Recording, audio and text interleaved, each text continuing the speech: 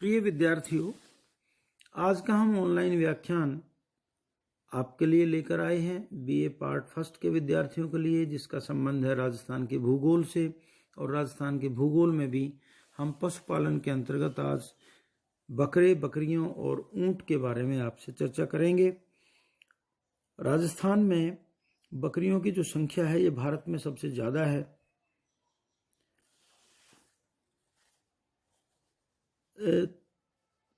यहाँ जो बकरी पशु की संख्या है वो 2.18 करोड़ के आसपास है। जो भारत की जो कुल बकरी है उसका 37.8% है। राजस्थान में राज्य के उत्तरी, पूर्वी और पश्चिमी जिलों में लगभग 3/4 बकरी जाति के पशु मिलते हैं।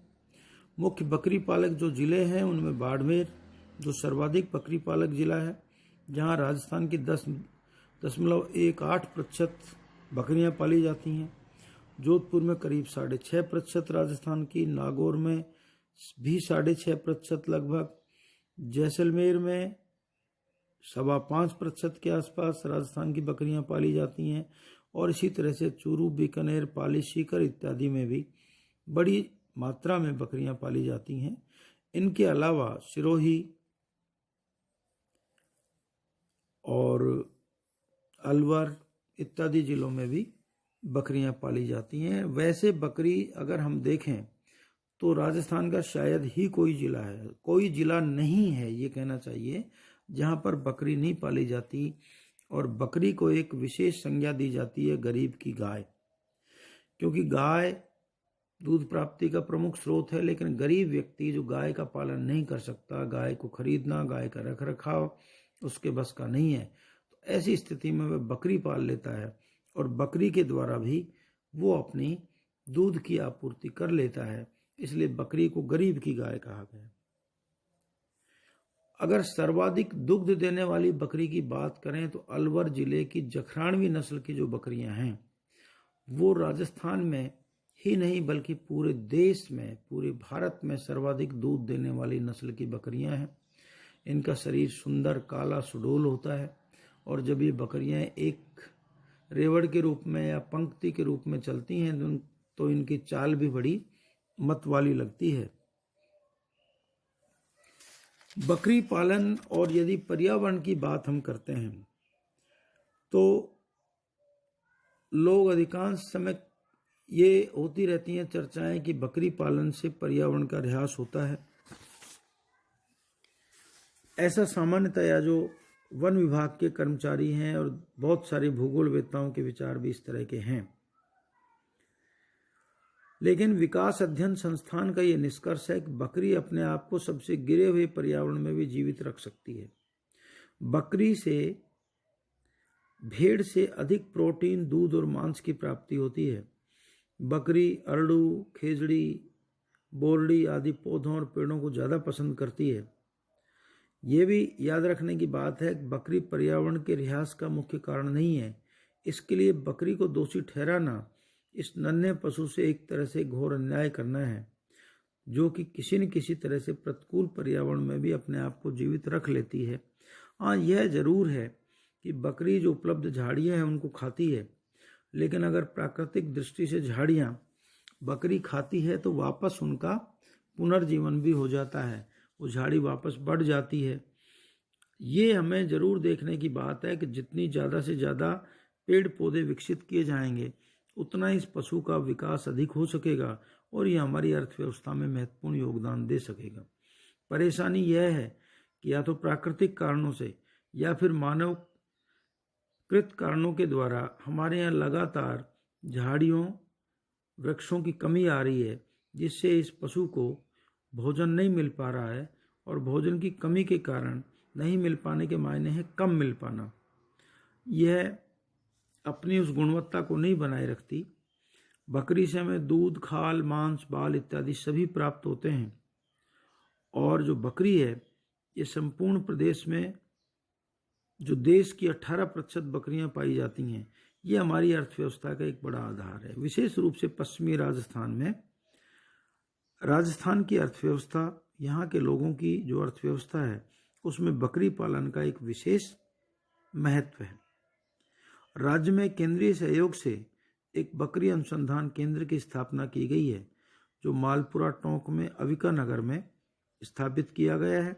भेड़ और बकरियों की नस्लों को सुधार के लिए क्रॉस ब्रीडिंग का कार्य भी करवाया जा रहा है, जिनसे उत्तम नस्लें तैयार हों, और इन उत्तम नस्लों को तैयार करने के लिए देशी नस्लों में सुधार करवा करके इनसे अधिक दूध की प्राप्ति और अधिक मांस की प्राप्ति भी होने लगी है।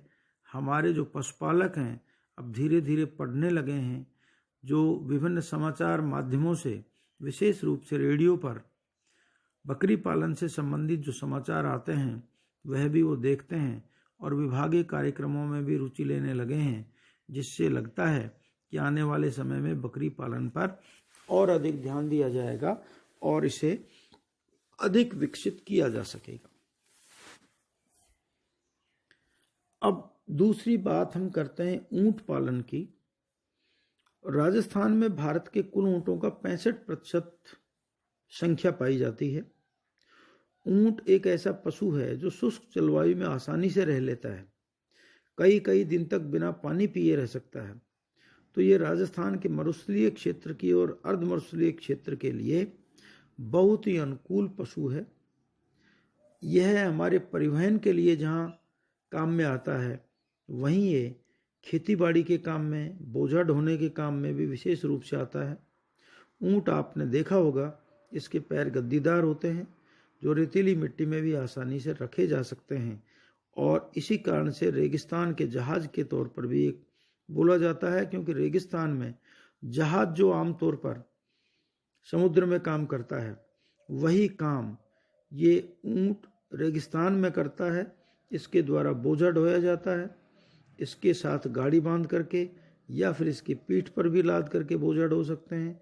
ये खेती के काम में भी आता है और बहुत ही न्यूनतम ज़रूरतें इसकी होती हैं। ये बहुत ही साधारण सी जो वनस्पति है उसको खा करके, कंटीली झाड़ियों को खा करके जिंदा रह सकता है। कम पानी, कई दिनों का पानी अपने अंदर पेट में थैली में एकत्र कर लेता है और उससे ये अपना जीवन यापन कर लेता है। यदि राजस्थान में देखें तो बाड़मेर और गंगानगर में ऊँटों की सर्वाधिक संख्या पाई जाती है। इसके अलावा बीकानेर, चूरू, झुंझुनू, सीकर, नागौर, जोधपुर में भी भारी संख्या में, बड़ी संख्या में ऊँट मिलते हैं। बीकानेर में एक उष्ट अनुसंधान केंद्र है। ये हमारे लिए एक महत्व की बात है। ऊँटों के विकास के लिए बीकानेर में उष्ट अनुसंधान केंद्र खोला गया है। इस राजस्थान के जहाज का महत्व हमारे लिए बोझा ढोना, खेती के कार्य के लिए, सवारी के लिए, शौकिया लोग इसको शौक के तौर पर भी पालते हैं और इनकी ऊंट दौड़ इत्यादि में भी ये इनकी प्रतियोगिताओं में भाग लेते हैं।